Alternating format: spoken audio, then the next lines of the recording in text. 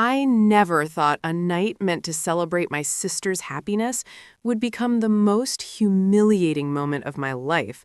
And yet, here I am, still shaking as I remember every single face staring at me while she smirked like she had planned it all along.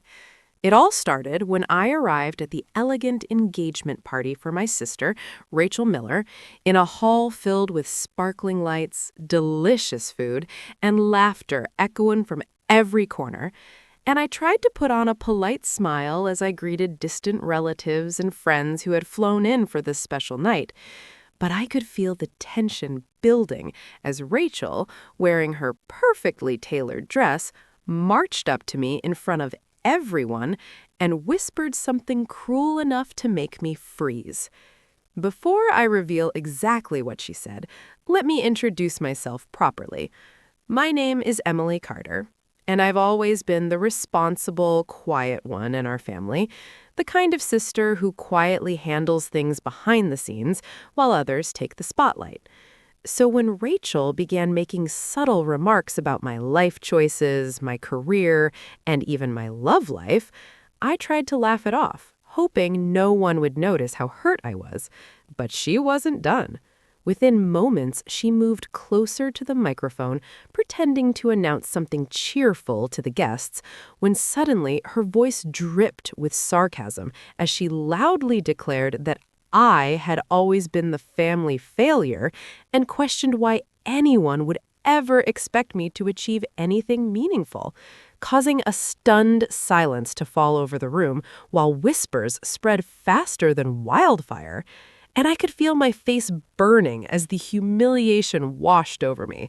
My mother gasping and clutching her pearls, and even my fiancé, Daniel Hayes, who had been standing beside me, looking shocked and unsure how to respond. At that moment, my mind raced. I wanted to disappear, to vanish from this room filled with judgment and ridicule, and yet I couldn't move. Frozen by the mixture of shame and disbelief, my body trembling as she continued pointing out my supposed failures in front of hundreds of people, clearly enjoying every second of my public embarrassment. And just when I thought I had endured the worst, she smirked again, confident she had won, while I realized that no one in the room knew the full story of who I really was, or the power I had quietly built behind the scenes. Before I tell you what happened next, please subscribe to the channel and comment your country below, because you won't believe the turn this night would take. And as the whispers continued, my mind flashed back to the past few weeks, how I had meticulously prepared for this party to go smoothly, keeping certain secrets hidden, and how I had been working on something that even Rachel couldn't have imagined. And just as she raised her glass for another mock toast, a tall figure appeared at the entrance, commanding attention with every step. My lawyer, Mr. Jonathan Hale, who had been reviewing a family matter behind closed doors, and little did anyone know, he was about to change the entire course of the evening in a way that would shock everyone present, making this the engagement party no one would ever forget. As my lawyer, Jonathan Hale, stepped into the hall, every whisper and snicker seemed to fade, and suddenly all eyes were on him, his confident presence slicing through the humiliation Rachel had been orchestrating with a smug grin, and I could feel a surge of hope mixed with disbelief as he approached me quietly, whispering, "Emily, just stay calm. I've got this," giving me the tiniest nod that told me he knew exactly how to handle the chaos. And as he did, Rachel's smirk faltered for the first time, though she quickly tried to recover, waving her hands and insisting the focus remain on her perfect party. But the room's attention was shifting, and I could see the subtle panic in her friends' expressions as they noticed the change in energy.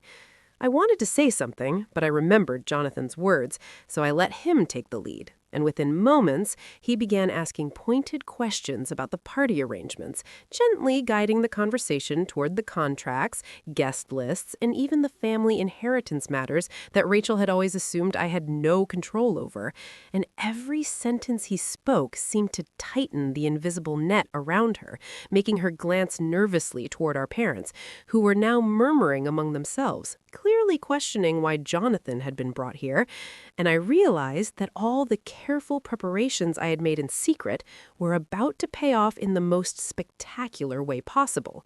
Because while Rachel had believed she held all the power tonight, she had no idea I had ensured every important family document, every legal right, and every financial detail had been meticulously recorded, and my lawyer knew exactly which questions to ask to make her reveal more than she intended.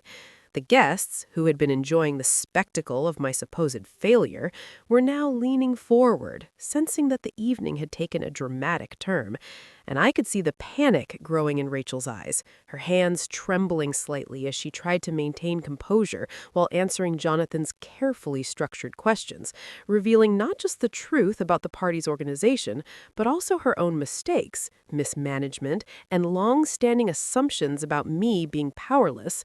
And I felt a mixture of vindication and relief as I watched her falter under the pressure she had never anticipated, realizing that the whispers in the room had shifted, now focused on her rather than me, while I remained calm, standing taller than I had all night.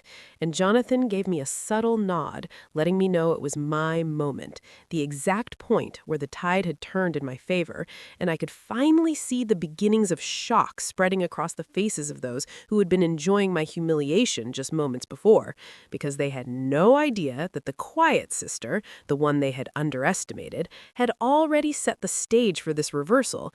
And just as Rachel opened her mouth to protest, to regain some shred of control, Jonathan revealed the first of several crucial details that would make the entire room gasp, a truth Rachel never expected to surface at her own engagement party, a revelation about family rights and hidden agreements that instantly shifted the power entirely. And at that moment, I realized that my patience, planning, and silent endurance were finally paying off, and what came next would ensure that no one would ever see Rachel the same way again. And it was only the beginning of a night that none of us would ever forget. The moment Rachel realized she was losing control, I could see the fear flicker across her face, and that's when Jonathan Hale, my lawyer, calmly laid out the documents he had brought with him, revealing in front of everyone that Rachel had mismanaged the party funds, forged signatures, and attempted to exclude me from family assets she assumed I had no claim to. And as he spoke, gasps echoed throughout the hall, some guests covering their mouths, others whispering frantically, while my parents' expressions shifted from mild concern to absolute shock. And I felt a surge of vindication as I watched Rachel stumble over her words, trying to defend herself while failing spectacularly, her confidence crumbling in front of the very crowd she had hoped to impress. And I realized that every humiliating word she had spoken about me just moments ago had set the stage for her ultimate downfall. She opened her mouth to interrupt, but Jonathan gently raised a hand, commanding silence. And then he revealed the final bombshell, that I had secured legal rights to manage the engagement party's finances and hold the contracts that Rachel had so carelessly assumed were hers. And in a matter of minutes, the entire room understood that the quiet sister they had laughed at and dismissed had been the one holding all the cards all along. And I could feel the adrenaline rushing through me as Rachel's friends exchanged worried glances, realizing that the sister they thought powerless was actually in control. And my parents, who had been silent until now, finally spoke, acknowledging my efforts, and the pride in their voices was overwhelming as the room's attention shifted completely from Rachel's humiliation to hers, now a stunning lesson in arrogance and entitlement. Then Jonathan turned to me, smiling ever so slightly, and whispered, "Now it's your moment, Emily."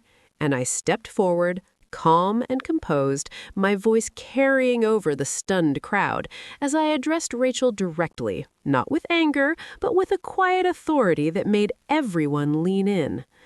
I explained how her cruelty, her attempts to shame me, and her assumptions about my life had all underestimated me, and in one swift move, I revealed that all contracts, financial control, and party rights were under my name, leaving Rachel speechless, her mouth hanging open, unable to utter a single word. The room erupted in whispers, some guests nodding in awe, others shaking their heads at the turn of events, while I realized that the humiliation I had endured had been transformed into power, respect, and validation, and Rachel, who had been so sure she had won, now had to confront the consequences of her actions, the stark reality of how her arrogance and envy had completely backfired. And as I looked around the hall, seeing faces filled with disbelief, admiration, and shock, I finally allowed myself to smile, knowing that patience, strategy, and silent endurance had not only saved me from public shame, but had also delivered the perfect reversal, leaving everyone, especially Rachel, forever changed. And in that moment, I understood that sometimes the most powerful victories are the ones no one sees coming. And the lesson was clear. Never underestimate the sister you humiliate in public, because she might just be the one who holds the truth that changes everything.